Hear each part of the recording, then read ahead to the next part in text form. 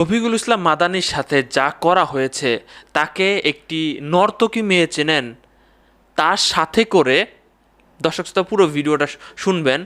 হারুন যে কত খারাপ আজকের এই ভিডিওতে আপনারা জানতে পারবেন। আপনারা জানেন যে রফিকুল ইসলাম মাদানি তাকে কিন্তু গ্রেপ্তার করে নিয়ে যাওয়া হয়েছে, শুধুমাত্র গ্রেপ্তার না, রিমান্ডে নিয়ে যাওয়া হয়েছে, এবং সেইটা কিন্তু রোজার মাস ছিল। সো সেইখানে তার সাথে কি ঘটনা ঘটেছে আমি শুনে জাস্ট অবাক, যে একটা মেয়ের সাথে কিভাবে নাটকীয়তা করে ভিডিও রেকর্ড করে ছবি তুলে এবং হাতে সিগারেট জ্বালায় দিছে তার, যে যাতে বোঝা যায়, শার্ট প্যান্ট পরায় দিছে একটা মেয়ের সাথে, বোরকা পরা মেয়ের সাথে, হাতির ঝিলে। দর্শক শ্রোতা বিভিন্ন ক্যামেরা চারদিকে, শুধুমাত্র রাত 11টার পর নিয়ে গেছে ওখানে। দর্শক শ্রোতা আজকের ভিডিওটা শেয়ার করে দিবেন। আমার কথা 100% সত্য। সাংবাদিক ইলিয়াসের লাইভটা আপনি দেখে নেবেন। আমি সংক্ষেপে বলছি, আপনাদের 1 ঘন্টা সেই ভিডিও না দেখলেও চলবে। দর্শক শ্রোতা, রফিকুল ইসলাম মাদানিকে যখন গ্রেপ্তার করে নিয়ে যাওয়া হয় তখন আদালতে তোলা হয়। আদালত থেকে সেখানে গাজীপুরের যে জেলা কারাগার আছে সেখানে তাকে 2 দিন রাখে। তো সেখানে তাকে তেমনভাবে যে জায়নামাজ দেওয়া বা ইবাদত বন্দেগি করার জন্য তেমনটা হেল্প করা হয় নাই। সো এরপরে তাকে কাশেমপুর যে 2 নম্বর কারাগার আছে সেখানে নিয়ে যাওয়া হয়। সেখানে তিনি নাকি প্রায় 8 মাস ছিল। সো 8 মাস একটা মানে সেখানে 8 মাস যে রুমটা ছিল সেই রুমটা নাকি খুবই নোংরা ছিল, এবং সেখানে যে টয়লেটের পাইপগুলো আছে না, তো সেই পাইপ দিয়ে বড় বড় ইঁদুর যাইতো, ইঁদুরের গায়ে লেগে থাকতো, সেগুলো ঠাস করে সেই ইঁদুর তার বেডের উপরে পড়তো। সো সেক্ষেত্রে যখন তখন নাপাক করে দিত, এমন পরিস্থিতিতে, এবং প্রচুর পরিমাণে দুর্গন্ধ ছিল সেখানে তাকে রাখা হয়েছে, এবং প্রচুর পরিমাণে মশা ছিল সেখানে। তো আমি একটা বিষয় নতুন শিখলাম, যে কারাগারে নাকি মশারি যাদেরকে ভিআইপিদেরকে দেওয়া হয় শুধুমাত্র কাছে, কিন্তু বেশিরভাগদেরই মশারি দেওয়া হয়। সেই মশারিটা এই যে আমরা যেরকম বাইরে মশারি মানুষ ব্যবহার করি খাটে, সেরকম থাকে না, বাইরে যে গেটের যে শিকগুলা থাকে, তো শিকগুলা দিয়ে ঢাকা থাকে। এইভাবে তাদেরকে মশারি দেওয়া হয় যখন জোর দাবি জানানো হয়। দর্শক শ্রোতা, তো এইটা হচ্ছে তার ব্যাপার। তো সেখান থেকে হঠাৎ করেই তার 7 দিনের রিমান্ড মঞ্জুর করা হয়। তো রিমান্ডে যাওয়ার আগে তিনি কিছু কথা বললেন, যে এই হারুনের সাথে তার এর আগে পরিচয় ছিল। হারুন তার এলাকার একটি ওয়াজ মাহফিলের জন্য তাকে বলে।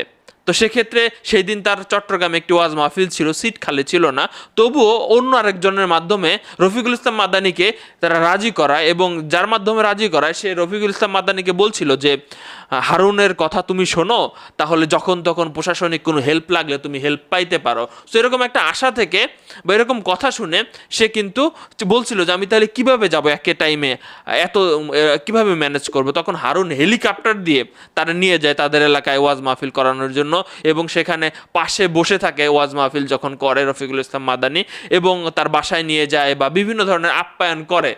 সো সেই হারুনের কাছে তার একটা এক্সপেকটেশন ছিল যে হয়তো বা কখনো কোনো দিন প্রশাসনিক হেল্প চাইলে সে পাবে। দর্শক শ্রোতা, হঠাৎ করেই তার ডাক আসলো রিমান্ডের। তো তাকে তেজগাঁও থানায় নিয়ে যাওয়া হলো। তো তেজগাঁও থানায় নিয়ে যাওয়ার পরে প্রথমে ভিতরে প্রবেশ করানোর পরে তার নাকি কিছু মানুষজন, ওই যে দর্জি থাকে না, সেই একজন দর্জির মতো আসলো, আইসা বিভিন্ন মাপ নেওয়া শুরু করলো। তো তিনি তো অবাক, যে কি ব্যাপার, এরকম মাপ নিচ্ছে কেন। সো আস্তে আস্তে সে ব্যাপারটা বুঝতে পারলো যে এখানে আমি যেটা শুনলাম যে থানায় যে রিমান্ডে থাকবে সেখানে নাকি খুবই বাজে অবস্থা, আপনাদেরকে শোয়ার জন্য কিছুই দেওয়া হয় না, ইট দেওয়া হয়। সে অনেক কষ্ট করে নাকি জায়নামাজ নিয়েছে, এবং জায়নামাজের নিচে একটু অংশ ইট দিয়ে সেভাবে ঘুমাইতে হয়। খুবই বাজে পরিস্থিতি সেখানে নাকি। সো হঠাৎ করেই তাকে কি করা হয়, তাকে রোজার মাস মনে হয় সেটা, তো রাতের দিকে বের হয়, তাকে কালো কাপড় পরায় গাড়ি দিয়ে বের করায়, যে হুজুর রেডি হন, আপনার এক জায়গায় যাইতে হবে। বলছিল কোথায়, বলছিল বেশি কথা বললেন না, চলেন। সো গাড়িতে করে নিয়ে বিভিন্ন জায়গায় ঘুরে ঘুরে একটা জায়গায় যা পৌঁছাইলো। পৌঁছানোর পরে যখন মানে রিমান্ডের প্রথম দিন তার চোখটা খুলে দিল, খুলে দেওয়ার পরে দেখলো যে তার দিকে শুধুমাত্র লাইট আর লাইট। সে যে কিছু দেখতে পাবে সামনে কারা কারা আছে এমন দেখার মতো পরিস্থিতি নাই। জাস্ট পাশে দেখলো একটা বোরকা পরা মেয়ে, বোরকা পরা একটা মেয়ে। তো তার সাথে কেমন ধরনের মেয়ে থাকতে পারে, এইরকম একটা আইডিয়া থেকে তারা একটা বাজে মেয়ে নিয়ে এসেছে। হ্যাঁ, সো সেই মেয়েটাই তাকে জড়ায় ধরতেছে। তো সে যতই চেষ্টা করতেছে দূরে সরে দেওয়ার জন্য, কিন্তু মেয়েটাই তাকে জড়ায় ধরতেছে বারবার। মেয়েটা আবার বলতেছিল যে আপনি আরে বোনের মতো চিন্তা করে আপনি জড়ায় ধরেন, কোনো সমস্যা নাই। তারপরে চুমু দেওয়ার অঙ্গভঙ্গি, মানে একজন প্রেম করলে যেরকম অবস্থা হয়, এবং সেটা হাতির জিদ ছিল, ঠিক আছে। তো সেই হাতের জিলে সে প্রেম করছে একটি মেয়ের সাথে এবং খুব অন্যরকম পরিস্থিতিতে, এমনটা প্রমাণ করার জন্য চারিদিকে ক্যামেরার অভাব নাই, প্রচুর পরিমাণে ক্যামেরা সেখানে রেডি ছিল এবং সবসময় সব কথাগুলো রেকর্ড করতেছিল এবং তাকে জোর জবরদস্তি এটা করানোর চেষ্টা করা হয়েছে এবং তার হাতে সিগারেটও ধরায় দেওয়া হয়েছে যাতে সে, এবং ওই যে বললাম যে মাপ নিয়ে গেল, সেই মাপ অনুযায়ী তার জন্য শার্ট প্যান্ট কিনে নিয়ে গেছে। তো সেই শার্ট প্যান্ট পরায়া সে এখানে একজন মেয়ের সাথে ডেটিং করতে আসছে। সো এইটা বোঝানোর জন্য এবং এখানে এসে অন্যরকম কাজ করতেছে এইটা বোঝানোর জন্য সেখানে শুটিং চলতেছিল। রাত 11টা থেকে 1টা পর্যন্ত এই শুটিং চলেছে এবং সেখানে হুজুর নাকি প্রচুর পরিমাণে কান্নাকাটি করেছে এবং এরপরে আবারও থানায় যখন তাকে নিয়ে আসা হয়, প্রতিমধ্যে তাকে জিজ্ঞাসা করতেছিল পুলিশদের যে আচ্ছা আমি হারুন স্যার কি জানে এসব। সো তার একটা এক্সপেকটেশন ছিল যে হারুন আমাকে হেল্প করবে। তো সেই এক্সপেকটেশনের উপরে পানি ঢেলে দেওয়া হয়েছে বলতে পারেন, যে ওখানকার কর্মকর্তা বলতেছিল যে তারই তো এগুলো প্ল্যান। সো সে আগে থেকেই সব প্ল্যান করে রেখেছে। তখন তার মন ভেঙে চুরে গেল এবং তখন সে আবারও সে চিন্তা করলো যে হ্যাঁ, ভরসা একমাত্র উপর আল্লাহর উপরেই করতে হবে। তো এরপরে তাকে যখন থানায় নিয়ে যাওয়া হয়, থানায় নিয়ে যাওয়ার পরে সে প্রচুর পরিমাণে কান্নাকাটি করা শুরু করেছে, এইভাবে উপরে দোয়া দরুদ পড়তে থাকে এবং তাদেরকে বদদোয়া দিতে থাকে, হারুনকে বদদোয়া দিতে থাকে। তার কান্নাকাটি দেখে আশেপাশে সবাই অনেকেই কান্না করে দিয়েছে, কারণ অনেকের মনে কিছুটা ইমান আছে, তো মুসলমান যেহেতু, সো অনেকেই ভয় পেয়ে যায় তাদের। তারপরে হচ্ছে তাকে সিসি ক্যামেরা দিয়ে অন্য জায়গা থেকে মানুষজন দেখতেও পারতেছিল যে সে কী করতেছে। সে প্রচুর পরিমাণে কান্নাকাটি করতে থাকে। এরপরে সেখানকার একজন নাকি সেহরির জন্য কিছু খাবার নিয়ে আসে, সে বলতেছিল যে আমি খাবো না।